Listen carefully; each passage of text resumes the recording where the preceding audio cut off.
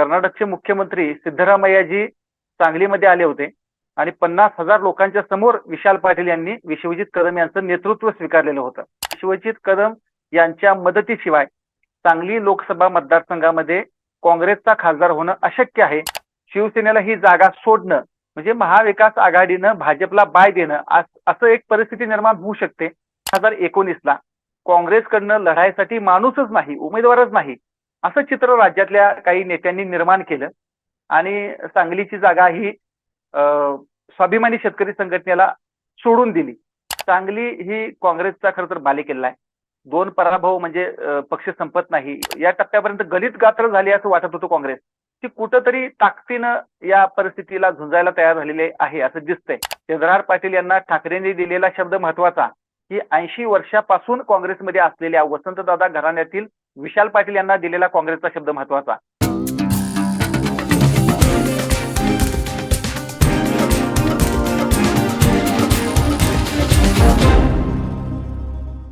नमस्कार, मी तुषार कलबुर्गी द पॉलिटिक्समध्ये आपलं अगदी मनापासून स्वागत. आजचा विषय आहे सांगली लोकसभा.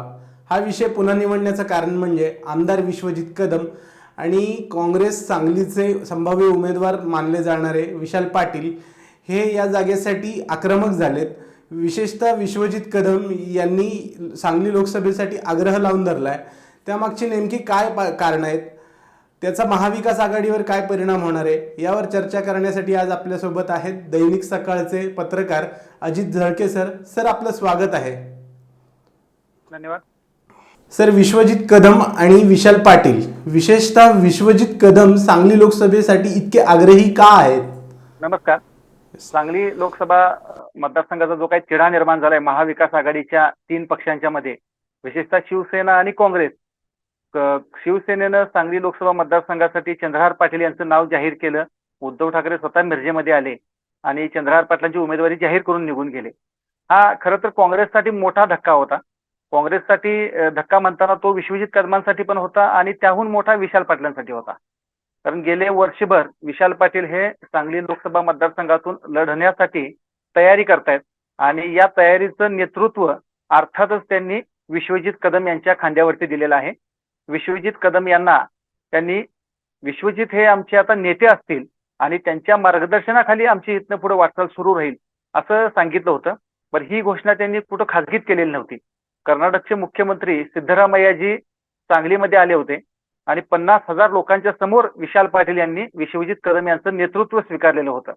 हे नेतृत्व विशाल पाटील यांनी स्वीकारण्याचं कारण असं होतं की विश्वजित कदम यांच्या मदतीशिवाय सांगली लोकसभा मतदारसंघामध्ये काँग्रेसचा खासदार होणं अशक्य आहे याची पूर्ण कल्पना विशाल पाटील यांना आहे. विश्वजित कदम यांचा स्वतःचा मतदारसंघ पलूसकडे गाव, त्यांचे मावस बंधू विक्रम सावंत जे आमदार आहेत जतचे, त्यांचा मतदारसंघ जत, याशिवाय सांगली, मिरज, खानापूर, आटपाडी, कवटेमंका, तासगाव या सगळ्या भागामध्ये डॉक्टर पतंगराव कदम यांच्या रूपानं विश्वजित कदम यांचा स्वतःचा एक गट आहे. विश्वजित कदम यांचा संपर्क क्षेत्र या संपूर्ण भागामध्ये आहे आणि राज्याच्या नेतृत्वामध्ये विश्वजित कदम यांच्याबद्दल मानाचं स्थान आहे. विश्वजित कदम यांचा शब्द तिथं चालतो. आता विश्वजित कदम यांनी इतकी ताकद विशाल पाटील यांच्यासाठी का लावली याचं उत्तर शोधताना साहजिक आहे. विश्वजित कदम यांना पश्चिम महाराष्ट्रातला भविष्यातील एक चांगला नेता व्हायचा असेल तर सांगली जिल्ह्यामध्ये आपल्या नेतृत्वाखाली अधिकाधिक आमदार निवडून आणणं हे खूप प्राधान्याचं काम विश्वजित यांना करावं लागेल.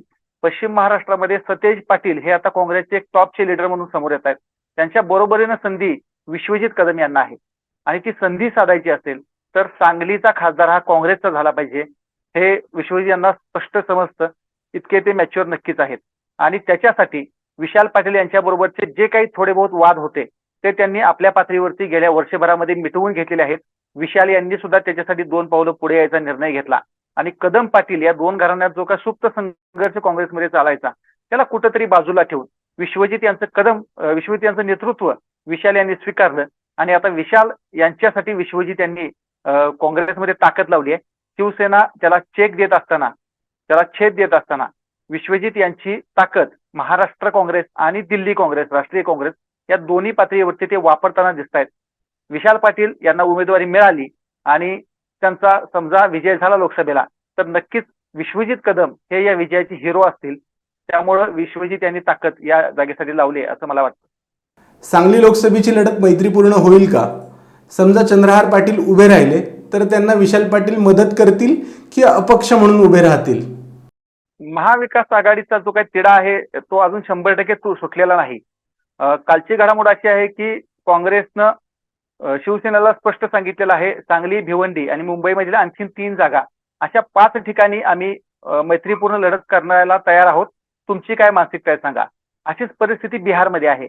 बेगुसराय आणि पूर्णिया अशा 2 जिल्ह्यामध्ये तिथं काँग्रेस मैत्रीपूर्ण लढतीसाठी तयारी करत आहे.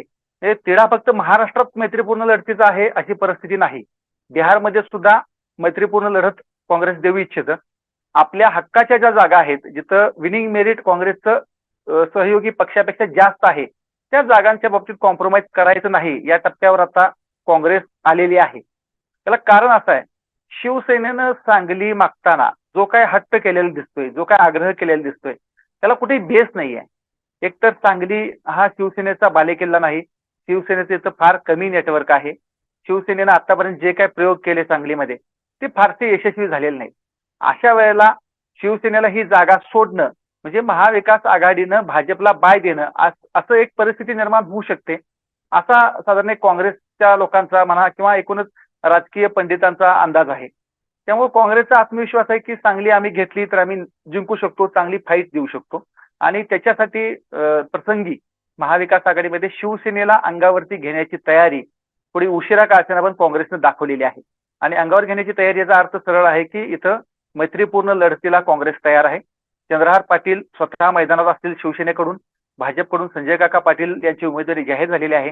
अशा परिस्थितीमध्ये विशाल पाटील यांना काँग्रेसच्या चिन्हावरती मैदानात उतरवणं हा मैत्रीपूर्ण लढतीचा प्रयोग काँग्रेस करू शकते आणि त्या टप्प्यावर काँग्रेस आली आहे असं वाटतं. राहिला विषय विशाल पाटील यांच्या बंडाचा. काँग्रेसनं समजा शिवसेनेच्या एकूण जे काही आक्रमक धोरण आहे त्याला बळी पडून जागा सांगलीची शिवसेनेला सोडली आणि या युद्धातून माघार घेतली तर विशाल पाटील यांच्या समोर बंडाचा पर्याय असू शकतो. मात्र तो तितका सोपा असणार नाही. त्याचं कारण असं, या सांगली लोकसभा मतदारसंघामध्ये काँग्रेसच्या बरोबरीनं राष्ट्रवादीचा पासंग तितकाच महत्वाचा आहे. विशाल पाटील यांची व्यक्तिगत ताकद ही अपुरी पडणार आहे लोकसभा मतदारसंघामध्ये. त्यांना विश्वजित कदम यांची मदत लागेल, त्यांना आर पाटलांच्या गटाची मदत लागेल, त्यांना नाही म्हणलं तरी जयंत पाटलांच्या गटाची मदत लागेल.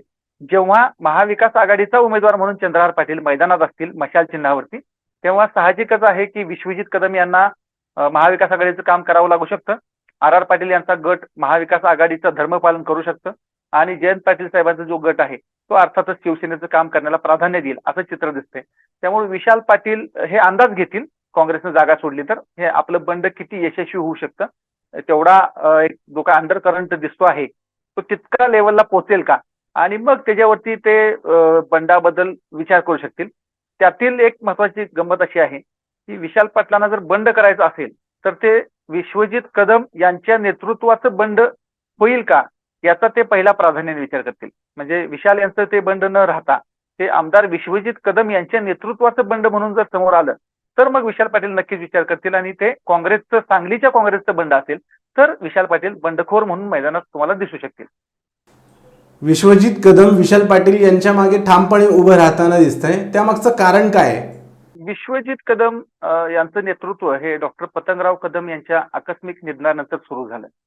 त्याच्या आधी विश्वजित राजकारणामध्ये सक्रिय होते. त्यांनी स्वतःचा गट बांधला होता. युवक काँग्रेसचे राज्याचे अध्यक्ष म्हणून महाराष्ट्रभर संपर्क वाढवला होता. एक युवा नेतृत्व म्हणून स्वतःला स्थापित केलं होतं. कदम साहेबांच्या निधनानंतर पोलूस आणि कडेगाव या विधानसभा मतदारसंघातून विश्वजित कदम हे आमदार झाले, राज्यमंत्री झाले महाविकास आघाडीच्या सरकारमध्ये आणि स्वतःच एक महाराष्ट्रव्यापी विशेषतः पश्चिम महाराष्ट्रामधलं एक चांगलं नेतृत्व म्हणून स्वतःला प्रस्थापित करण्यात विश्वजित कदम यशस्वी झालेले दिसत आहेत. राज्यातून इतक्या लवकर दिल्लीमध्ये जाणं हे विश्वजित कदम यांना नक्कीच मान्य असणार नाही. पण राज्यामध्ये अजून खूप मोठ्या संधी आहेत. त्यांचं वय पाहता अजून लांब पल्ल्याचं राजकारण त्यांना करायचं आहे. राज्याच्या राजकारणात त्यांना मोठा स्पेस आहे. एकूण परिस्थिती पाहता काँग्रेसचे लोक असं म्हणतात की भावी काळामध्ये, भविष्यामध्ये काँग्रेस जेव्हा राज्यात सत्तेवर येईल तेव्हा जे काही 2-5 लोकांची मुख्यमंत्री पदासाठी नावं चर्चेला येतील त्याच्यामध्ये विश्वजित कदम यांचा क्लेम नक्की असणार आहे. त्यांच्याकडे ती क्षमता आहे, गुणवत्ता आहे, आर्थिक सुबत्ता आहे शिवाय जे काही राजकीय प्लॅनिंग असतं, जी काही मांडणी असते, जे काही लोकसंपर्क लागतो, जी काही राजकीय जुळणी करायला लागते, त्याची संपूर्ण क्षमता त्यांनी आतापर्यंत सिद्ध करून दाखवलेली आहे. त्यामुळे विश्वजित कदम यांना राज्याच्या राजकारणामध्ये मोठं करिअर आहे आणि ते करिअर पणाला लावून स्वतः लोकसभा लढवावी आणि देशाच्या राजकारणात जावं, इतकी घाई विश्वजित नक्कीच करणार नाहीत. राहिला विषय विशाल पाटील यांना त्यांनी पुढं का केलं? तर सन 1980 ला पहिल्यांदा 7वी लोकसभा निवडणूक झाली 80 ला.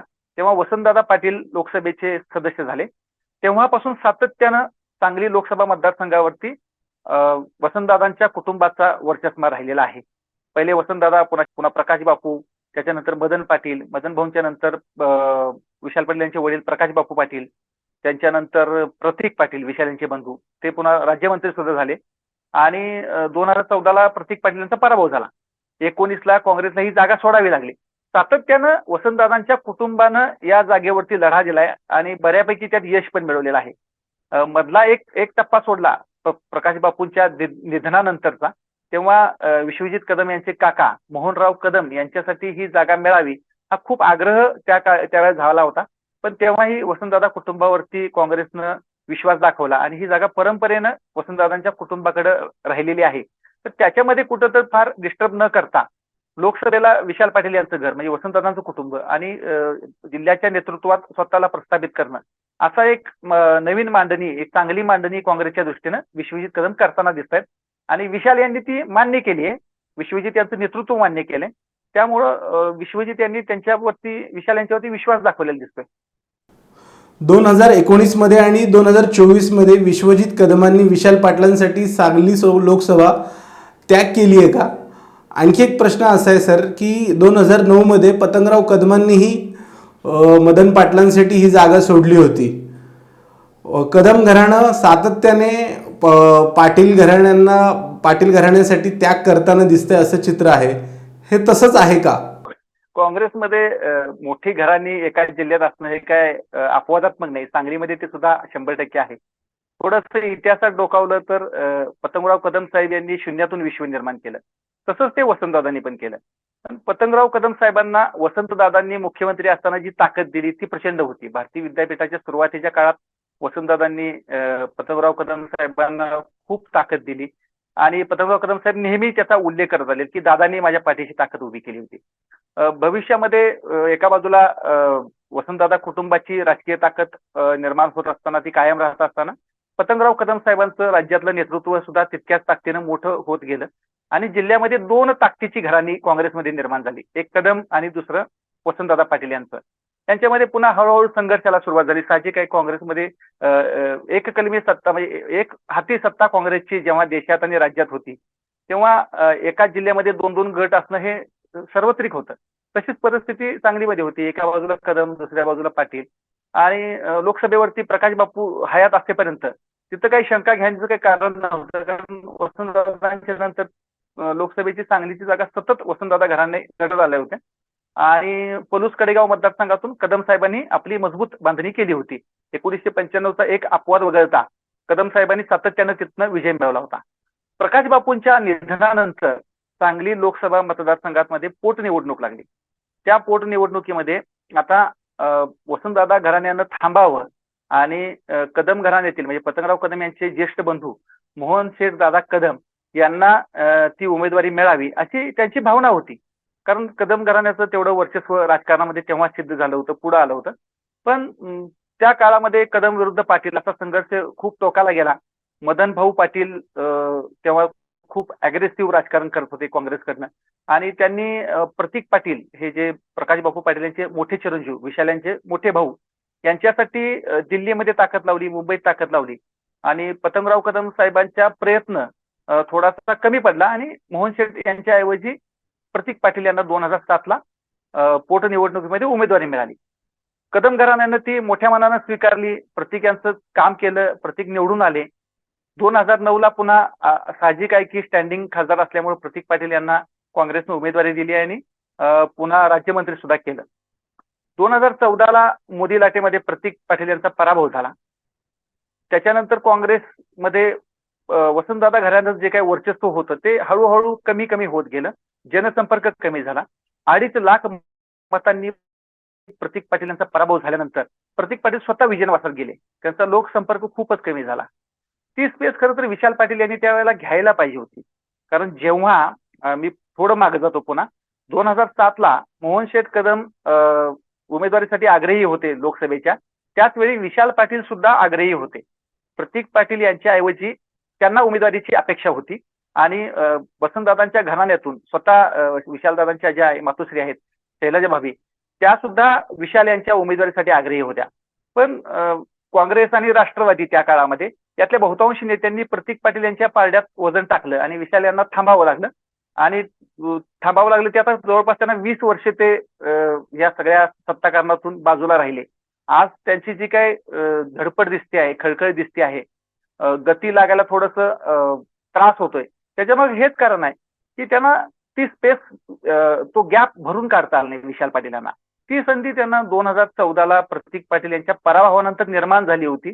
प्रतीक पाटील राजकारणातून थोडे अलिप्त झाले होते, पण विशाल पाटील यांनी ती स्पेस न भरल्यामुळं 2019ला काँग्रेसकडनं लढाईसाठी माणूसच नाही, उमेदवारच नाही, असं चित्र राज्यातल्या काही नेत्यांनी निर्माण केलं आणि सांगलीची जागा ही स्वाभिमानी शेतकरी संघटनेला सोडून दिली.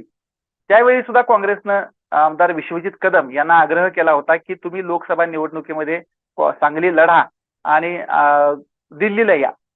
पण मगाशी मी सांगितलं त्याप्रमाणे विश्वजित कदम यांना साहजिक आहे की राज्याच्या राजकारणामध्ये दीर्घकाळ काम करण्याची इच्छा आहे आणि त्याच वेळेला मोहनशेठ दादा कदम हे विधान परिषदेचे वर आमदार झाले होते. त्यामुळे त्यांची जी काही राज्याच्या राजकारणात जाण्याची मनीषा होती ती सुद्धा पूर्ण झाली होती. त्यामुळे काँग्रेसमध्ये लढणार कोण असा एक पेच निर्माण झाला आणि ती जागा स्वाभिमानी शेतकरी संघटनेला सोडावी लागली. तुमचा जो मुद्दा आहे कदम घराण्यानं त्याग केलाय, तर थोडंसं कुरघोड्यांच्या राजकारणामध्ये कदम घराण्यानं 2 पावलं मागं राहणं पसंत केलं आणि वसंतदादा घराण्याला तशी चाल देण्याचाही प्रयत्न केला. आजही विश्वजित कदम त्या ताकदीनं विशाल यांच्या पाठीशी उभे राहत आहेत. पूर्वीच्या काळातले हेवे दावे सगळे बाजूला ठेवून राहत आहेत. याच्यामध्ये त्यांचं मोठेपण नक्कीच दिसतंय. सर, शेवटचा प्रश्न, सांगली लोकसभेच्या वादाचा महाविकास आघाडीवर काय परिणाम होईल? महाविकास आघाडी ही राज्यात खूप ताकदीनं उभी राहील असा आमचा सुरुवातीचा दावा होता. भाजप आणि त्यांच्या युतीला महाविकास आघाडी लोकसभेत चांगली फाईट दिली असं सुरुवातीचं चित्र होतं. पण महाविकास आघाडीला किती जागा जिंकायच्या आहेत यापेक्षा किती जागा कुणी लढायच्या आहेत याच्यामध्ये त्यांचं युद्ध चालेल सध्या दिसतंय. आणि जागा किती जास्त लढायच्या या युद्धामध्ये शिवसेनेनं जे काही सांगलीबाबत एक चित्र निर्माण करून ठेवलंय ते फार गोंधळ घालणार आहे. सांगली ही काँग्रेसचा खरं तर बालेकिल्ला आहे. 2 पराभव म्हणजे पक्ष संपत नाही हे काँग्रेसलाही माहिती आहे, शिवसेनेला सुद्धा माहिती आहे आणि भाजपला सुद्धा माहिती आहे. अशा वेळेला कोल्हापूर शाहू महाराजांना सोडण्याच्या बदल्यात आम्हाला सांगली पाहिजे हा शिवसेनेचा हट्टच या महाविकास आघाडीत का पुढे आला आणि इतका का ताणला गेला याचं उत्तर खरं तर महाविकास आघाडीच्या वरिष्ठ नेत्यांनी एकमेकाला विचारलं पाहिजे. ज्या पक्षाचं सांगलीमध्ये नेटवर्क नाही, ज्या पक्षाची सांगलीमध्ये निर्णायक ताकद नाही, ज्या पक्षाकडे स्वतःचा उमेदवार नाही, तो पक्ष आम्ही सांगली सोडणारच नाही, भले तुम्ही काँग्रेसला पंतप्रधान पदावरचा दावा सोडावा लागेल वगैरे ज्या काही खूप टोकाच्या इशारे संजय राऊत साहेब देत आहेत. काँग्रेसची कोंडी करण्याचा हा डाव आहे का? वसंतदादा घराण्याची कोंडी करण्याचा डाव आहे का? ही काय एक सुप्त काहीतरी एक शक्ती यामागे काम करते का? अशा शंका घ्यायला वाव निर्माण व्हावा इतका गोंधळ सांगलीच्या जागेवरती निर्माण करण्यात आलेला आहे. चंद्रहार पाटील यांना शिवसेनेमध्ये प्रवेश देणं, तातडीनं त्यांच्या उमेदवारीचे संकेत देणं, उद्धव ठाकरे साहेबांनी तातडीने मिरजेला येणं, त्यांच्या उमेदवारीची घोषणा करणं, संजय राऊत साहेबांनी सातत्यानं दररोज पत्रकार परिषदांमध्ये आम्ही चांगली लढणारच आहोत असं सांगणं आणि त्याच्यावरती थोडं काउंटर अटॅक म्हणून थोडं उशिरा का असेना पण काँग्रेसनं आता काउंटर अटॅक करायला सुरुवात केली आहे. सांगलीचे सगळे काँग्रेसचे नेते दिल्लीत जाऊन बसले, राष्ट्रीय नेतृत्वाची चर्चा केली, आम्ही मैत्रीपूर्ण लढतीला तयार आहोत असं सांगितलं आणि जे काही या टप्प्यापर्यंत गलित गात्र झाली असं वाटत होतं काँग्रेस, ती कुठंतरी ताकदीनं या परिस्थितीला झुंजायला तयार झालेले आहे असं दिसतंय. साहजिक आहे या सगळ्याचा परिणाम महाविकास आघाडीत कुरघोड्यांमध्ये होणार हे नक्की आहे. कारण राज्यात काय फक्त सांगली नाही, सांगलीसह भिवंडी आहे आणि दक्षिण मध्य मुंबईसह अजून 5 जागांवरती तो वाद सुरू आहे. तसाच वाद बिहारमध्ये आहे, तसाच वाद पश्चिम बंगालमध्ये उत्तर प्रदेशमध्ये आहे. या वादावरती मैत्रीपूर्ण लढतीचा तोडगा आता काँग्रेस काढू इच्छिते. कारण हक्काच्या ज्या जागा आहेत जिथं विनिंग मेरिट काँग्रेसचं जास्त आहे त्या जागा कोणत्या तरी हट्टासाठी, कुणाच्या तरी आग्रहासाठी, कुणाच्या तरी शब्दासाठी सोडण्याची काँग्रेसची सध्या मानसिकता दिसत नाही. काँग्रेसनं तशी ठाम भूमिका घेतली आणि स्पष्ट सांगितलं. कारण विशाल पाटील यांनी परवा राष्ट्रीय अध्यक्ष मल्लिकार्जुन खरगे यांच्यासमोर असं सांगितलंय की 7 दिवसापूर्वी शिवसेना पक्षामध्ये आलेल्या चंद्रहार पाटील यांना ठाकरेंनी दिलेला शब्द महत्वाचा, की 80 वर्षापासून काँग्रेसमध्ये असलेल्या वसंतदादा घराण्यातील विशाल पाटील यांना दिलेला काँग्रेसचा शब्द महत्वाचा, हे तुम्ही ठरवा, असे विशाल पाटील सांगून आले. त्यामुळे काँग्रेस समोर सुद्धा आता धर्मसंकट आहे आणि ठाकरेंसमोर सुद्धा धर्मसंकट आहे. ठाकरेंना त्यांचा शब्द पाळायचा आहे, काँग्रेसला त्यांचा शब्द पाळायचा आहे. या सगळ्यामध्ये महाविकास आघाडी विनिंग मेरिट म्हणून बघणार आहे का फक्त जागेचा हट्ट धरून बसणार आहे, याच्यावरती त्यांचा निर्णय होऊ शकतो. कदाचित थोडं शिवसेनेनं पुढं मागं व्हायचं ठरवलं तर कदाचित काँग्रेसला ही जागा सुटू शकते आणि खूपच ताणून धरायचं ठरवलं जर त्यांचं तसं ठरलं असेल काही इनसाइड स्टोरीनुसार, तर मग ते मैत्रीपूर्ण लढतीचा सुद्धा प्रस्ताव मान्य करतील आणि राज्यभर मग त्याचे त्रास सुरू होतील काँग्रेसला. बहुतेक आता आजच त्याचे पडसाद कोल्हापूरमध्ये उमटलेले दिसत आहेत. कोल्हापूरच्या शिवसेनेनं असं सांगितलं की सांगलीमध्ये जर काँग्रेस शिवसेनेच्या मदतीला जाणार नसेल तर कोल्हापूरमध्ये शिवसैनिक काँग्रेसच्या मदतीला जाणार नाहीत. तर शिवसेनेनं थोडीशी सुरुवात केली आहे त्याची. आता कितपत हा विषय ताणला जातोय याच्यावरती सगळं अवलंबून आहे. खळखळ होणार 100%, यात काही शंका नाही. सर, आपले खूप खूप आभार. तुमच्या विश्लेषणामुळे सांगली लोकसभेचा तिढा काय आहे तो नेमका समजला. आमदार विश्वजित कदम, विशाल पाटील यांच्या मागे का उभे राहिलेत हेही समजलं. तसंच सांगली लोकसभेचा थोडक्यात इतिहास सुद्धा कळाला. सर, आपले खूप खूप आभार. तुम्हाला हा व्हिडिओ कसा वाटला हे कमेंट करून सांगायला विसरू नका आणि पॉलिटिक्स या चॅनलला सबस्क्राईब करा.